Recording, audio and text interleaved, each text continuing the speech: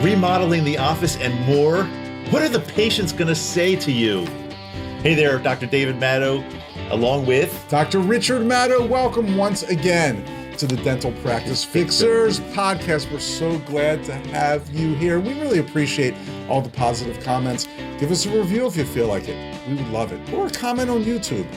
Let us know you're out there, please. Hey, anyway, speaking of people that are out there, we got a great question today from, speaking of out there, is St. Paul, Minnesota out there? I guess it's out there. It's either out there or in there. I'm not sure. Right, one or the other. Yeah. Right at the. We got something from St. Paul, Minnesota. Paul, Minnesota. Wow. Right on towards the beginning of the Mississippi River. Very cool. They have dentists there in St. Paul, Minnesota. Excellent. Let's see what this one had to say. Okay. It says DP Fixers. I like how people address us a little different. Sometimes people say brothers, Doctors Madow, Fixers. Hey guys. We're the fixers. Idiots. Whatever. DP Fixers. I've owned my practice for over 3 years, bought it from a retiring dentist.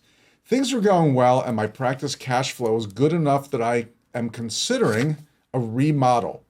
As it is, the practice is beginning to look a little shabby. Carpet is worn in the waiting room, etc. I'm worried that the patients will make comments like, I paid for this remodel. Also, I'm considering getting a CBCT so I can do more implants. Should I hide it in an inconspicuous place so patients won't notice? Wow, that is great. Like hide, maybe rent another space for that, just for that. Or build like a little fence. Signed, Dr. Ed, St. Paul, Minnesota. Or Minnesota, as they may say. St. Paul, Minnesota. Well, that's a great question, Dr. Ed. A great series of questions. Thanks so much for contacting the Fixers. What do you think, man? Well, let's see. Let's start off even kind of before we're going to say like what's going to happen if he gets it. First of all, let's evaluate. Dr. Ed, who's Dr. Ed, right? Yeah. Dr. Ed, do you really need both of these things, one or both of these things? That has to be the first thing because they're both expensive. Meaning the remodel and the CBCT? Yeah. Or one or the other, or both. They're both very expensive, and I guess. Remodeling, although it looks, I don't know how bad your office looks. You said it's starting to look a little worn out. The carpet's worn, but that's not going to really, there's not going to be any return on investment on that. I mean, some could say, well, maybe a little because people appreciate the office more and have more confidence because it's cleaner and newer, but it's negligible. So I'm not so sure I agree. Do you really need, really? I'm not so sure I agree. I mean, let's hear. I think it's one of those things that's really difficult to measure. And again, we haven't seen Dr. Ed's office in St. Paul, Minnesota, but if he purchased it from an old guy or gal and the place hasn't been remodeled in 20 or 25 years, I think it's tough to measure, but I would say it's probably worth the money, and you could have an impossible to measure return on investment. But I also think that you can do it really inexpensively. I mean, paint and carpet do wonders. I think sometimes people, they get a designer in there and they're bringing in all this new furniture and they're linking it thematically and they just do it overkill. To me, paint and carpet really can make a huge difference. Return on investment is tough to measure. I go back to the question though. Like you're assuming, or you put the example out there that if he bought it from an old dentist and it's many, many, many years old, but suppose he didn't. Suppose he just, in his mind he just thinks. All I'm saying is make sure you need it. Like if you really don't need it, you don't need it. It's a little shabby. The carpet is worn in the waiting room. I think he probably needs it. But I guess the point is it is tough to measure the return on investment. Although so don't go crazy. Don't take out a loan and spend $100,000 on an office remodel. Well, I wouldn't take out a loan at all for an office remodel. You just clean the place up. Paint and carpet, I think. I mean, I'd say if you can't pay cash for that out of your account, there is no way you should be taking a loan for remodel. Well, he says practice cash flow is good enough that he's considering a remodel. Okay, I like that then. Yeah. That's good. So, that's the first it's not like you're building a new building and you need to talk to a bank. Right. You should be able to handle this. And so let's go to the CBCT. I just want to, let's back up for a second. Yeah. Because he did ask the question, will patients make comments like, I paid for this remodel? Yeah, I thought we could link the two, but we could do one at a time. But it's kind of the same. But sure, let's do that. Okay, let's talk about that first. Yes. Okay. Fine. Patients may say it. They probably would. Some wise guy is going to say it. In my practice, people said stuff like that all the time. Yep. And you know how I always responded? You did. Thank you. I said, well, thank you. I didn't say you did, but you did pay for it. I paid for this remodel. Oh, well, thank you very much. What else can you say? What's really funny though. I can't remember if I've told this story before or not, but when I purchased the famous bankrupt practice with a for sale sign on it, I was driving a Chevy Nova.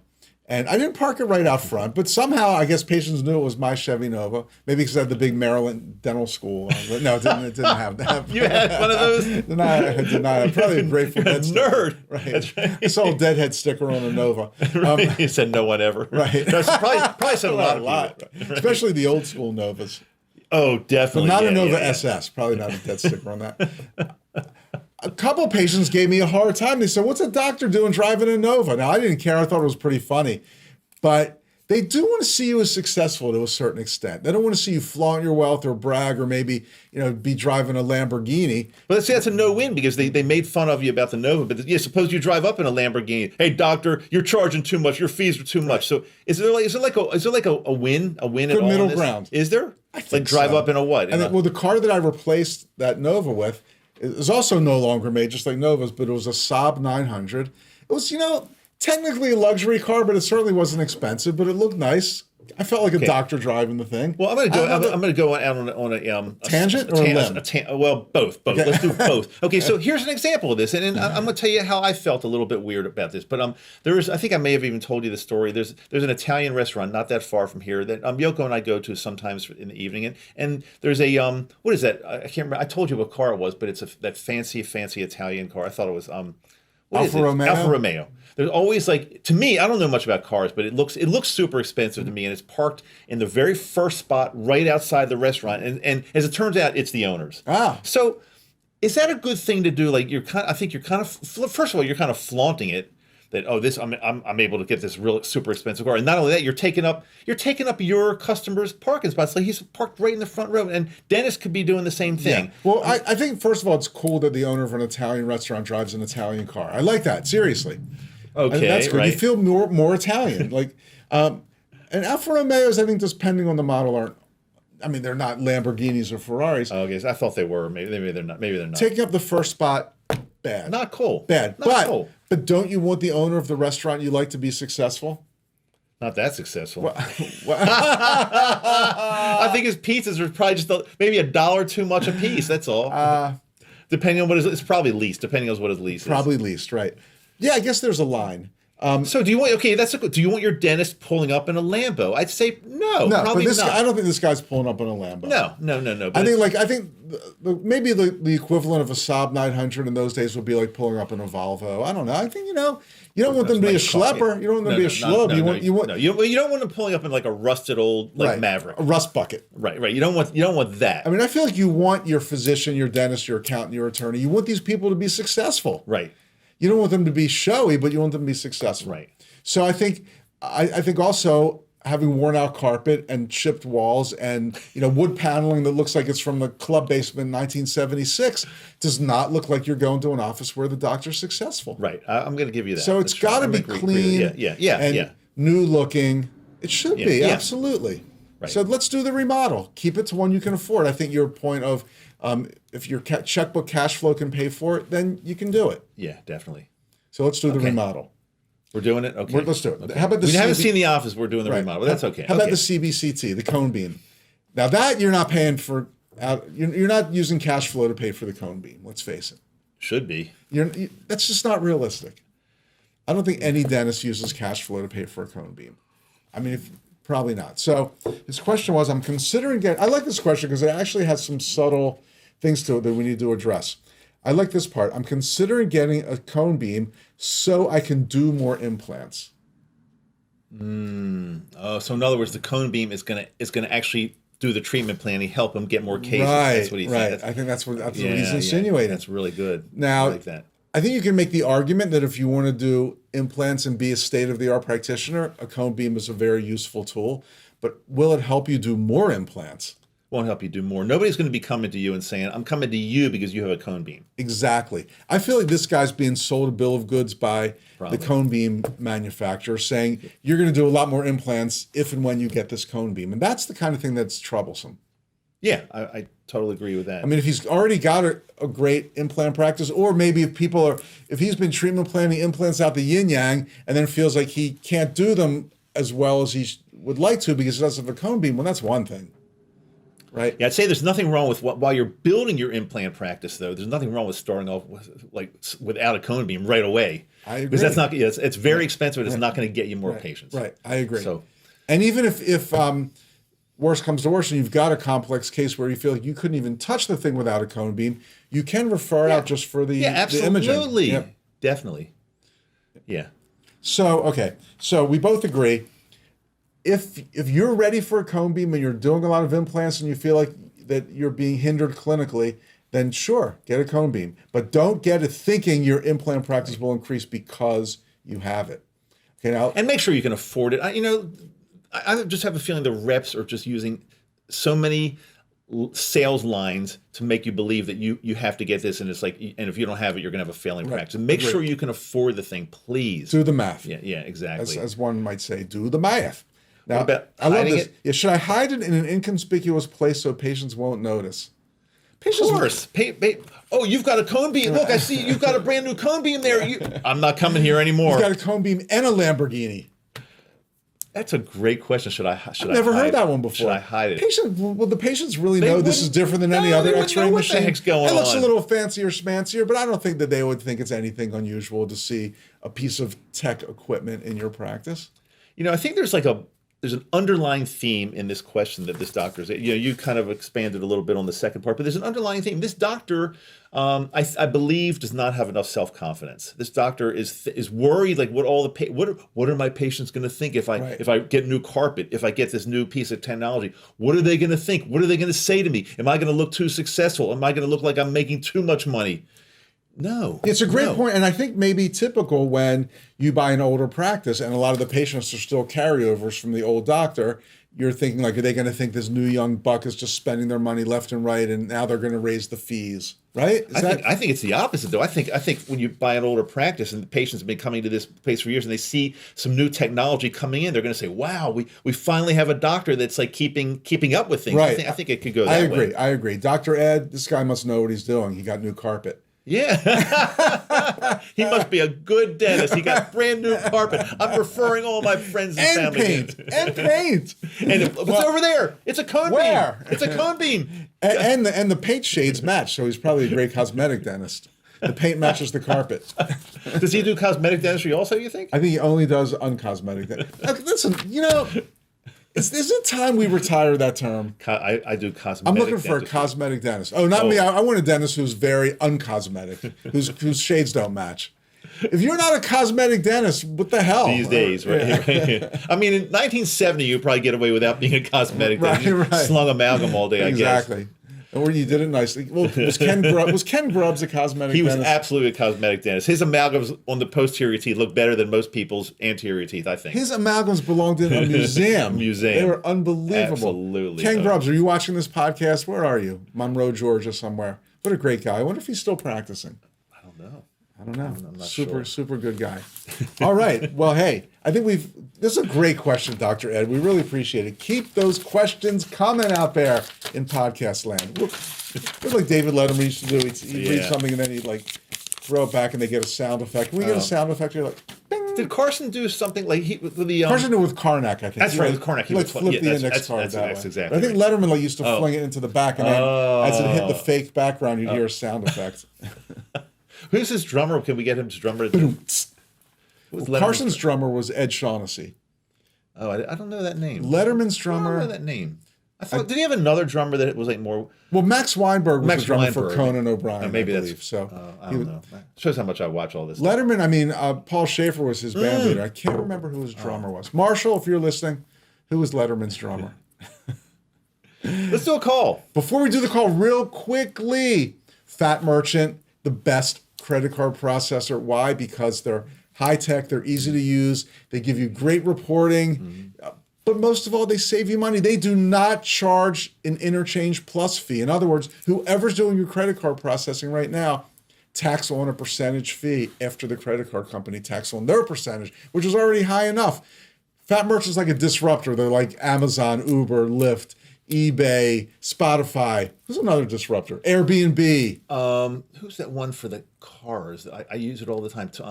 What do they do with cars? Like a car rental? Yeah, but you just rent from Turo. It's Turo, Turo. You just Really? rent from like another person.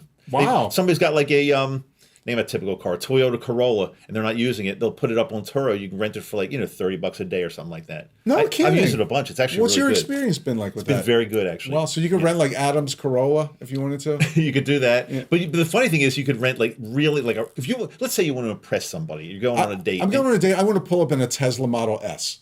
You can absolutely do that. Really? I've seen it. Wow. No question. You pull up in like a Lambo or something like that for the day if you want. Land Rover? A Land Rover. Who's going to own a Lamborghini That's and what then I just let any always thought. schlub who has an iPhone come and rent That's it? exactly what I thought. That's like the last thing I would do if I had a car like that. Just put it on Turo. It's unbelievable. I don't get it. I don't get it at all. And then I guess they have to tell their insurance that they're renting out this car, so their insurance is going to explode. Yeah, I'm not sure how that part works. I think it becomes the driver's insurance but I don't know. That's a great question. Yeah. I wouldn't mess with it. So when you signed up for Turo, did they screen you? Do you have to prove you have car insurance and all those things? I believe so. And also, I think there still is a chance every time you rent, you can buy the insurance through Turo. It's kind of like getting it through, which I never do because my rental car, my insurance pays for that. But you can do it. They try to make you. They have you like different levels, and they try to make you feel guilty. And if you click the bottom one, it says like in real big letters, "You are uninsured." Guess who doesn't have insurance? Exactly. But they still let you rent it? Yes. Wow, that's crazy. Yeah. How could you? Because you're really not uninsured because they know that you probably have your own insurance and that pays for it. Is it just like a scare tactic? To get Scare tactic. Something like Total most scare of the tactic. profits in the insurance? A lot of it is probably. Wow. Yeah. Like the rental car company, Right. same thing. They make a ton of money with the insurance, a ton. How about the movies and the popcorn and the soda?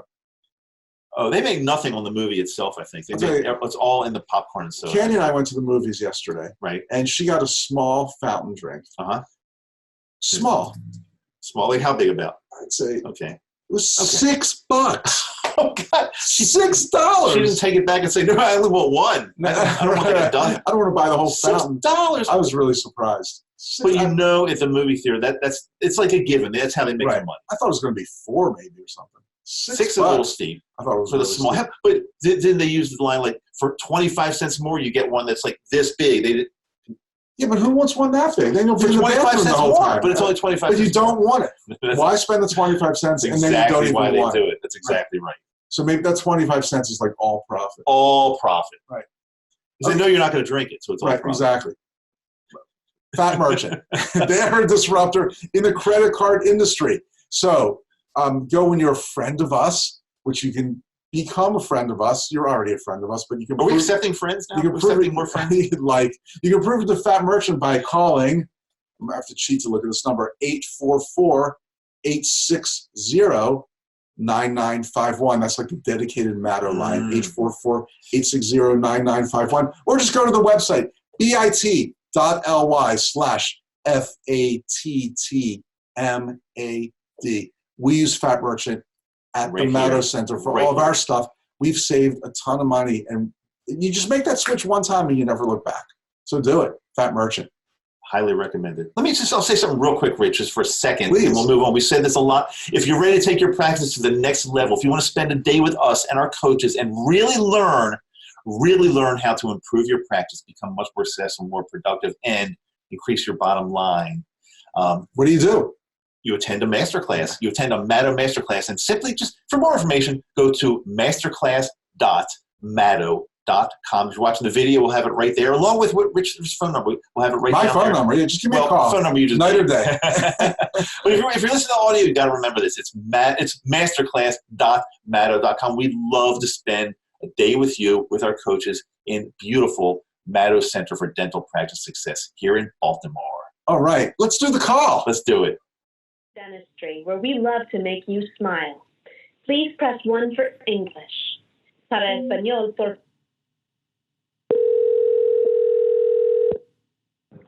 Thank you for calling. How can I make you smile today? I have a question for you. I had a crown done at a dentist a few years ago, and after about 2 or 2.5 years, it had to be redone, and they made me pay for that. And I know I need a couple more crowns, and I didn't really like that too much. I'm just wondering, is there any kind of warranty or guarantee on your treatment? There is not. No warranty at all? No, because crowns, it depends a lot on if you grind and that kind of thing. They can definitely come off due to any kind of behavior that you have. So it's okay. So the crown can come off. It'll be my fault. Is that what you're saying? Right, absolutely. That's why most places won't warranty them, because a lot of times it's the anatomy of the mouth that causes it to come back off. Oh, the anatomy of the mouth. Wow. What do you mean by that? The way that your teeth fit together, if you're grinding, a lot of times it will completely rip apart that cement that's holding it on, and that'll be why it comes off. Wow, interesting. If I'm grinding, is there treatment for that also? Typically, we recommend a night guard. Mm-hmm. Okay, great. Well, thank you so much for the information. No problem. You have a good day. Okay, you too. Bye. Thank you. Bye. Good one. Oh, Wait a minute. man. The first thing when she answered the phone, what did she like? I would have said like, what? Well, I wanted to explain that because our listeners won't hear that because we beeped it out. But she said, "Thank you for calling so and so dental practice, formerly so and so." Oh, I couldn't make that out. It was really hard to understand. I didn't understand it either until I replayed it. But I'm just guessing, just due to the name, that this was a traditional dental practice that was purchased by a DSO. Oh, do you think that's what it was? I would bet on it, just because the new name was like a brand. Oh, okay. It wasn't, Aspen or Heartland, one that everyone's familiar, but it sounded very branded. Okay, gotcha. It was like, thank you for calling. It was like some brand that formerly would sound like a regular dental practice. So I think this office is undergoing a transition. Sounds like it. Don't you find that usually when a DSO purchases a practice, one of the first things they do is some serious front desk training? Yes, absolutely. Yeah. That's what they're known for. Really. Yep, absolutely. they skipped her. she missed that class. That was just unbelievable on so many levels.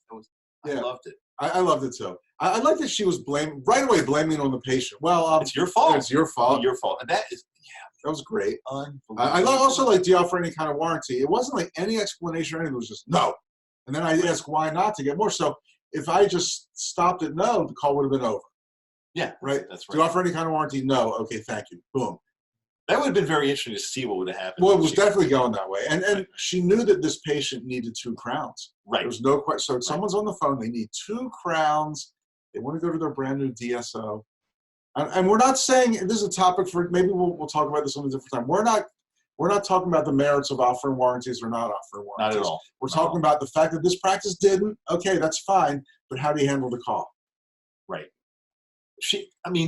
Everything she said was pretty much putting it back on you, blaming it on the caller, on the patient. If something goes wrong, it's your bite. It's something else. It's the anatomy of your mouth. Anatomy of the mouth. I love that. But she didn't really know what that meant. No, but I love the question you asked when you said, but she said something about bite problems, and you said, well, can that be corrected? She said, yes, usually with a night guard, but she didn't say, but here's a great idea. When you get the crown, maybe you have a night guard, and then we can warranty it because, you know what I mean? She didn't say like anything like, was that unbelievable? The night guard could possibly take care of any problem like that. Or even, why don't you come on in? The doctor will take a look. And hello. If he or she feels that you need crowns and then a night guard, you'll be all set. You'll be good to go. We can do all of that treatment right here for you. When can you come in? Right now? Huh? What? When's your birthday? I want you to be my dentist. Exactly. All of the above. Here's a question I ask oftentimes is the doctor or the owner, the DSO, whoever it might be, is back there thinking that front desk person is doing a great job. That was like just god awful. Right. And horrible. Now the DSO is pressuring the selling doctor to produce and collect, and then they've got this mishigas going on at the front desk. Exactly. It was just like an unbelievable call. Yep. I guess we're gonna have to give her a DSOF. I like that. F on this end for sure. Everything she did was wrong, including at the very end not even getting any information or offering a visit. Yeah, that was the worst. Absolute worst. Yeah. All right. Yeah, horrible. There we go. Great one. I hate to say it. Another mystery call. Another F.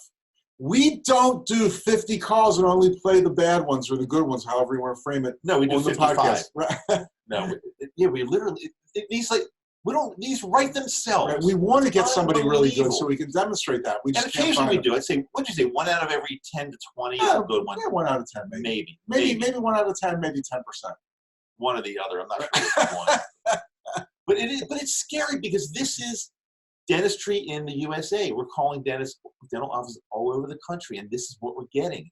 And you might be saying, well, it would never happen in my office, but are you sure? And also, just based on all the practices that we've worked with and all the people that have contacted us about coaching or helping their practices, we need more new patients. we need higher treatment plan acceptance. Well, there you go. You had a new patient who's ready for 2 crowns and a night guard at the very least. At the very least, because chances are, let's face it, chances are they needed a lot more than that. If they know they need that, they need more. Yep. All right. Hey, we are the Dental Practice Fixers. We fix your practice. I'm Dr. Richard Madow. Dr. David Madow, we will see you next time.